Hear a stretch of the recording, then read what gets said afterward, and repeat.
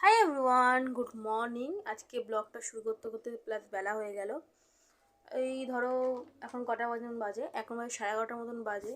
বেলাটা কেন বলতো, জানলার কাছে শুয়েছিল, এত সুন্দর লাগছিল। মানে শীতকালে সত্যি কথা বলে এই মানে আমেজটা সব থেকে বেশি ভালো লাগে, রোদের যে আমেজটা আর কি। কিন্তু বেশিক্ষণ দেখো, তোমরা যদি রোদে বেশিক্ষণ থাকো আর কি, গা মানে স্কিন মানে জ্বালা করবে।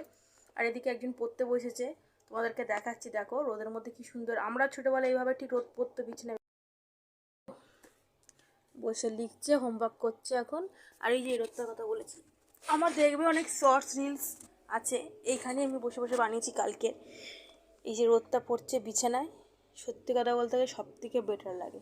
এখানে রোদের মধ্যে শুলে তো সব থেকে বেটার লাগে।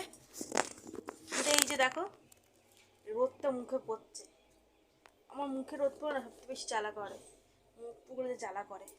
তবু সত্যি কথা খুব আরাম লাগে রোদে শুতে, খুব